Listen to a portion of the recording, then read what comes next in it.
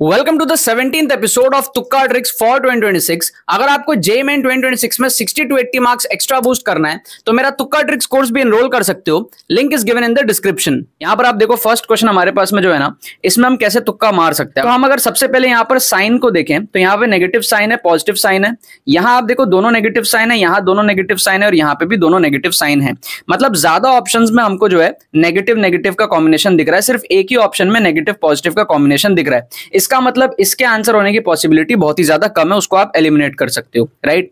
फिर हम next pattern यहां पर कुछ देखने का कोशिश करें तो आप देख सकते हो यहां पर di1 by dt, di1 by dt, di1 by dt ये आपको मल्टीपल टाइम्स रिपीट हो रहा है। यहां पर आपको di2 by dt दिया हुआ है। इसका मतलब di1 by dt जो है स्टार्टिंग में L1 के साथ जो है आने की पॉसिबिलिटी सबसे ज्यादा यहां पर हमारे पास में दिख रही है। तो हम यहां पर क्या कर सकते हैं, ऑप्शन डी को भी एलिमिनेट कर सकते हैं, ठीक है। अब हमको बी और सी में से देखना है किसकी पॉसिबिलिटी ज्यादा हो सकती है। तो आप यहां पर एक और चीज नोटिस करोगे कि यहां पर di1 by dt है, यहां पर भी di1 by dt है, दोनों di1 by dt है। लेकिन बाकी ऑप्शंस में अगर आप देखोगे तो i1 i2 i1 i2 i2 i1 दोनों के कॉम्बिनेशन है। यहां पर i2 है ही नहीं इस ऑप्शन में, राइट, i1 ही है दोनों, राइट। एक बार माइनस L1 के साथ और एक बार M12 के साथ में। इसका मतलब इसकी भी पॉसिबिलिटी जो है थोड़ी सी कम है। तो बेस्ट पॉसिबल ऑप्शन तुक्का लगाने के लिए क्या है, ऑप्शन सी है। आप अगर इसको तुक्का लगाते हो आपको यहां पर जो है 4 नंबर पूरे मिल जाएंगे, राइट। सेकंड क्वेश्चन को आप यहां पर देखो, यहां पर 1/6n1 है, 5/6n1 है, 2/3n1 है और 1/3n1 है। तो अगर आप डिनोमिनेटर को देखोगे तो 2 बार 6n1 आपको दिख रहा है और यहां पर भी 2 बार आपको 3n1 दिख रहा है, तो उसके लिए हम कुछ कह नहीं सकते। लेकिन अगर आप न्यूमरेटर को देखोगे तो यहां पर 1 है, यहां पर भी 1 है, ये 2 है, ये 5 है। तो आपको 2 बार न्यूमरेटर के अंदर में 1 दिख रहा है। तो बेस्ट है कि आप ए और डी में से यहां पर तुक्का लगाओ, ठीक है। वैसे तो यार एनटीए ने इसका आंसर दिया था ऑप्शन डी, ठीक है, लेकिन इस क्वेश्चन में मिस्टेक थी तो ये आपको टेक्निकली बोनस ही मिला था, राइट। बट एनटीए का जो आंसर आया था वो आया था ऑप्शन डी। इसमें से चारों ही एक्चुअली इनकरेक्ट है, ठीक है ना। अब आ जाओ यहाँ पर थर्ड क्वेश्चन के अंदर में हम देखते हैं। थर्ड क्वेश्चन मान लो आप कुछ सॉल्व नहीं कर पा रहे हो, आप पहले ट्राई करो, पढ़ो क्वेश्चन को। अगर नहीं आ रहा है, जो क्वेश्चन आप छोड़ते हो ना वहीं आपको तुक्का ट्रिक्स लगाना है। तो यहां पर आप देख सकते हो कि भाई a/4 दिख रहा है, a/2 दिख रहा है, यहां भी a/4 दिख रहा है, तो यहां पे भी a/2 दिख रहा है। तो 2 बार आपको स्टार्टिंग में a/4 दिख रहे हैं और 2 बार आपको a/2 दिख रहा है। लेकिन अगर आप ये सेकंड टर्म देखोगे तो यहां पर 3a/2 है, यहां पर 3a है, ठीक है। लेकिन यहां पर आप देखो 2 बार आपको 2a दिख रहा है। तो मेजॉरिटी आपको यहां पर दिख रही है कि जो सेकंड वाला टर्म है वो 2a की आपको मेजॉरिटी दिख रही है। तो कहीं ना कहीं चांसेस ज्यादा है कि आप बी और डी में से यहां पर जो है तुक्का मारो, आपकी एक्यूरेसी यहां पर ज्यादा होगी, सही होने के चांसेस आपके ज्यादा होंगे, ठीक है। इसका करेक्ट आंसर दिया हुआ हमारे पास में ऑप्शन बी। अगर आप उसको मार्क करोगे 4 नंबर मिलेंगे, डी मार्क करोगे तो आपको यहां पर जो -1 मिलेगा।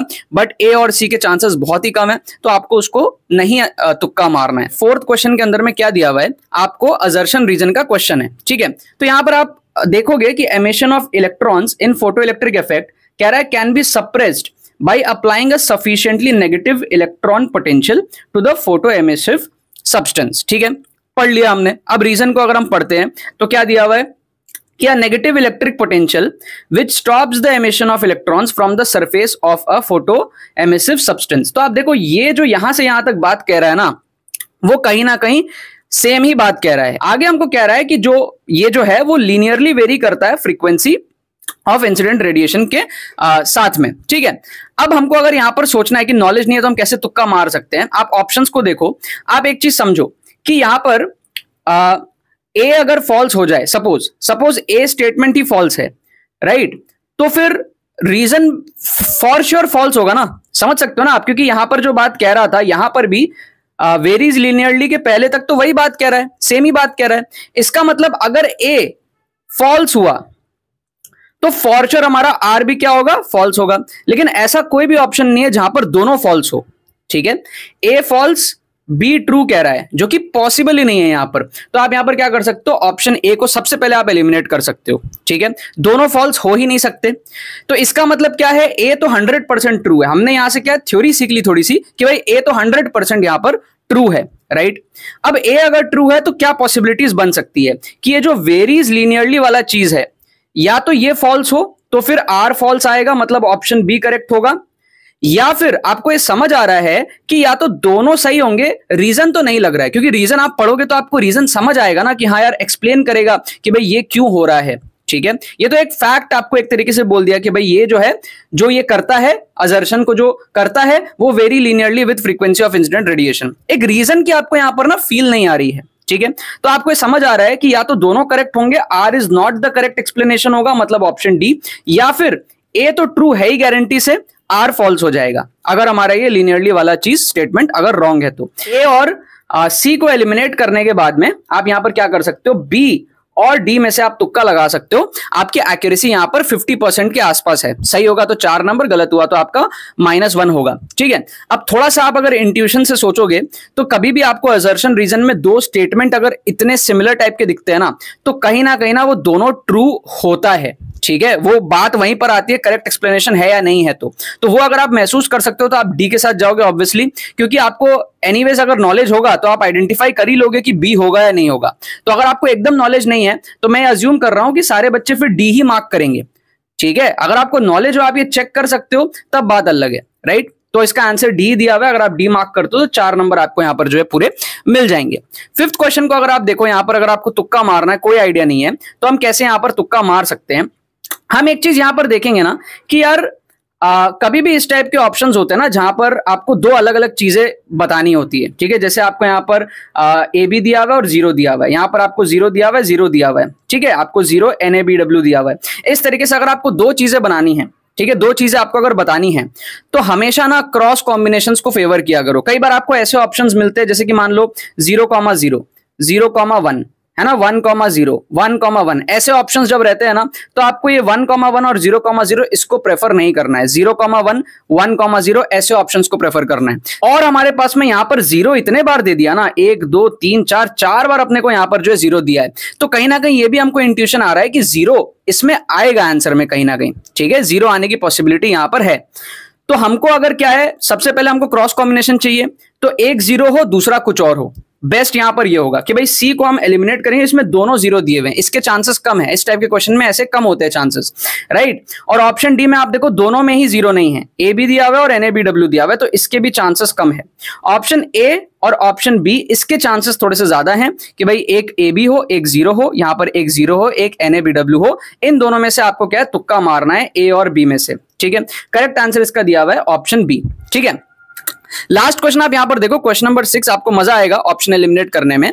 आपको कह रहा है लैम्डा और के, लैम्डा क्या है, डी ब्रॉगली वेवलेंथ, और के क्या हमारे पास में काइनेटिक एनर्जी। हमको यहाँ पर पता है कि भाई लैम्डा जो होता है वो होता है h/mv। अब बहुत सारे बच्चे mv को कन्वर्ट नहीं कर पाते हैं √2km में, है ना, वहां से ग्राफ वगैरह में उनको थोड़ी सी दिक्कत आती है, ठीक है। तो अगर आपको एकदम ही समझ नहीं आ रहा तो आप कैसे यहाँ पर तुक्का मार सकते हो, आप सोचने का ट्राई करो।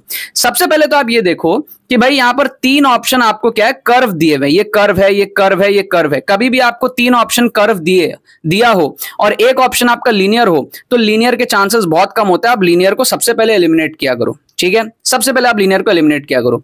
फिर आप एक चीज यहां पर ये देख सकते हो कि BCD ये तीनों ग्राफ आपके 0,0 ओरिजिन से स्टार्ट हो रहे हैं, ठीक है। सिर्फ ये वाला ग्राफ है जो 0,0 से स्टार्ट नहीं हो रहा, 0,0 पे नहीं है, तो पॉसिबिलिटी ए की भी कम है।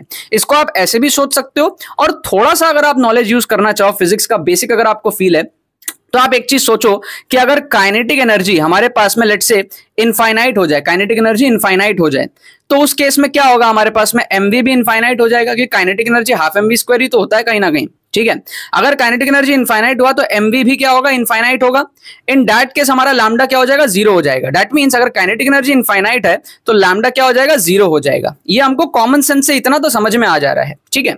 अब आप ऑप्शन ए में अगर देखोगे ना, लैम्डा 0 जब हो रहा है, देखो लैम्डा 0 मतलब यहां, और लैम्डा जब 0 हो रहा है, लैम्डा 0 इस तरफ है, तो लैम्डा 0 पे आप देखो 1/k इनफाइनाइट हो रहा है। हमको चाहिए k इनफाइनाइट, लैम्डा 0 पे k इनफाइनाइट चाहिए, काइनेटिक एनर्जी इनफाइनाइट चाहिए, बट यहां पर ग्राफ से लैम्डा 0 होने पे 1/k इनफाइनाइट आ रहा है, ठीक है। तो इनकरेक्ट है इसका मतलब। तो हम लॉजिकली फिजिक्स थोड़ा सा यूज करके भी ए को एलिमिनेट कर सकते हैं। अब बी और सी में से आपको यहां पर जो है एक ऑप्शन को तुक्का लगाना है। आप यहां पर अच्छी एक्यूरेसी के साथ में गेस वर्क कर सकते हो। ठीक है, इसका करेक्ट आंसर दिया हुआ हमारे पास में ऑप्शन बी। अगर आप लैम्डा इक्वल्स टू h/mv को कन्वर्ट कर लोगे, √2 के m में mv को कन्वर्ट कर लोगे, वहां से देख लोगे तो आपको इजीली यहां पर समझ में आ जाएगा। अदरवाइज अगर आप बी मार्क करोगे तो आपको 4 नंबर मिलेंगे, नहीं तो आपका यहां पर जो है -1 होगा। तो यार आई होप आपको ये वीडियो पसंद आएगी, आपने इस वीडियो से बहुत कुछ सीखा होगा। अगर आपको वीडियो पसंद है तो इस वीडियो को लाइक करना मत भूलना और शेयर करना मत भूलना बाकी सारे फ्रेंड्स के साथ में, ताकि वो भी इस प्लेटफॉर्म का मजा उठा सके। बाकी तो बस बहुत बहुत धन्यवाद मेरे साथ इस वीडियो में जुड़ने के लिए। बने रहिए यार।